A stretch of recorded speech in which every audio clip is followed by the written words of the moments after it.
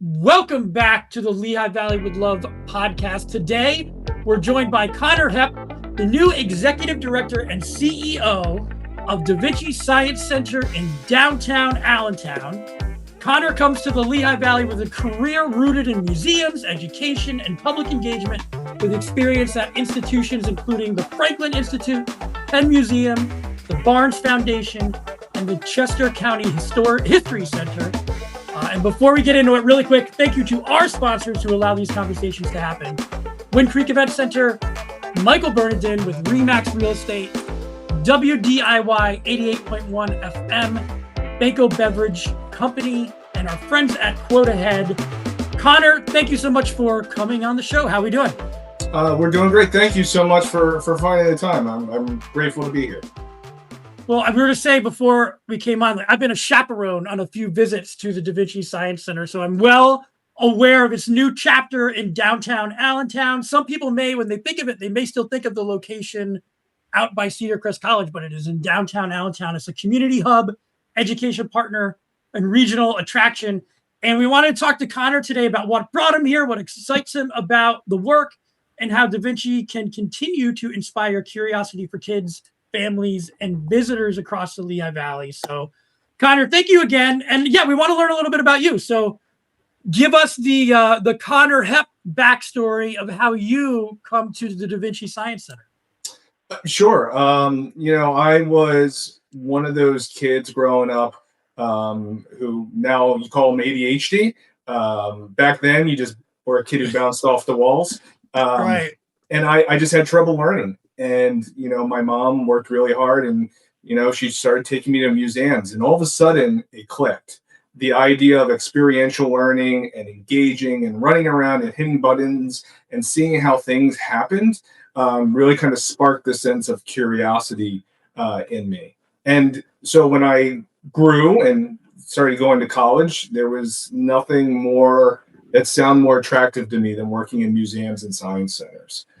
So I went and got my degree. My first experience was at one of my favorite museums growing up, which was at the Franklin Institute. Sure. You can't get better than having fun in a science center. And then it just went on from there and trying to do the most impactful work I could do in nonprofits. What were there any, do you have any specific memories of being in a museum and having that sense of wonder or whoa, this is something I'd love to be doing? It was the Franklin Institute and the University of Penn were actually two of my favorite museums. And it was kind of my goal to work at them because the Franklin Institute, you have the human heart. So you remember running around and climbing through it. It smells a little bit different these days when you're an adult, when you're a kid, right?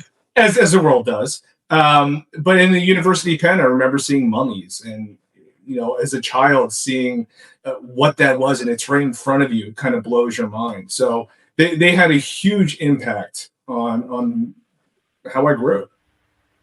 And I think this will be a time where maybe we'll show some images of things in the Vinci Science Center for those who haven't been recently. I have, and I know that there are some really cool hands-on things that, they cross the line of tactile to digital, so you're really running the gamut.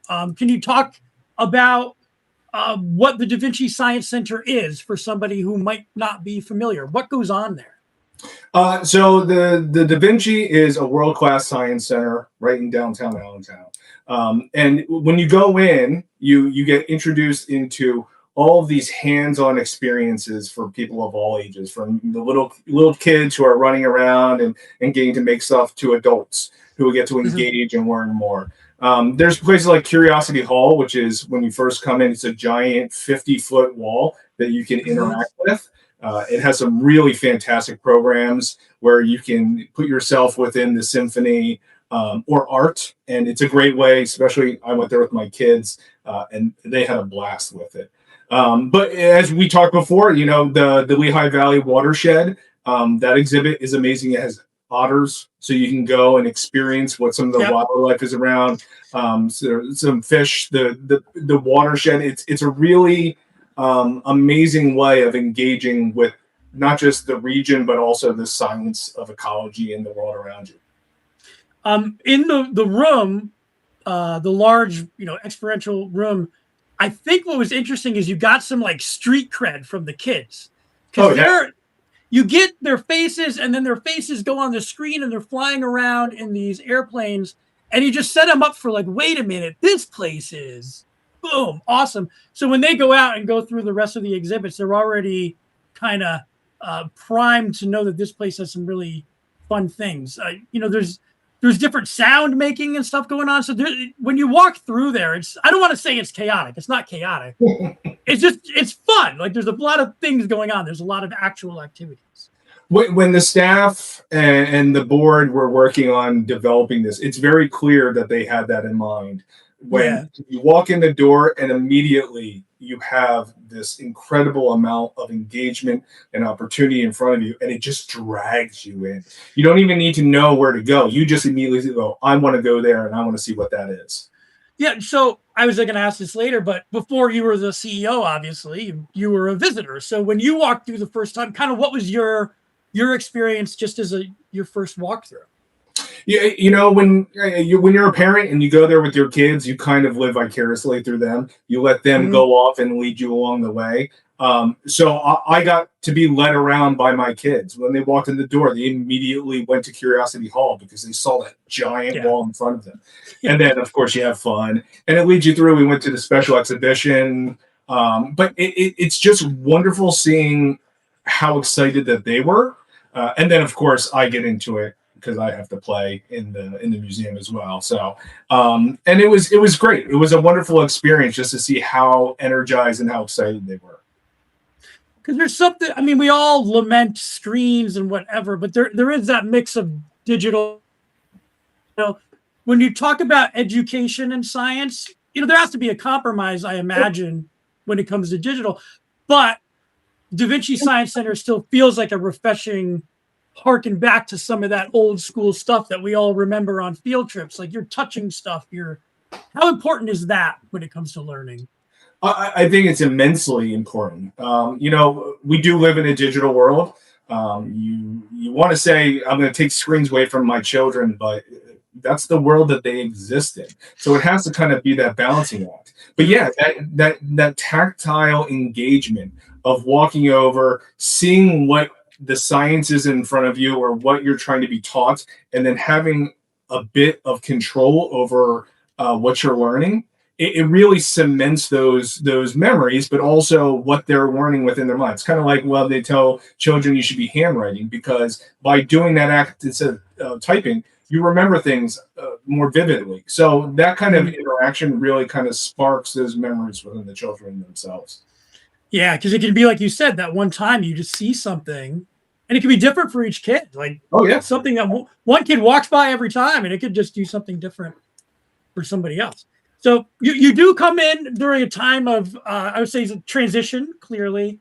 And I know that some of the public wants to make sure that the next chapter is financially prudent and realistic and sustainable. So can you talk a little bit about that and some of those plans going forward for Da Vinci? Sure. The Science Center has come a long way. I mean, it takes a lot to build a new building and a new science museum, and the team did an amazing job of really raising those funds. But organizations only exist if they have the support of the community. We have seen throughout the nation that museums and science centers, cultural institutions will go away if they don't find a way of being relevant and partnering with the community that they serve. So that's one of our goals. Our goal is, how do we become more than just an institution that people visit? How do we become valuable to the community, be able to impact the community, and to raise everything up within the region so that we're really more valuable than just a place for sparking curiosity?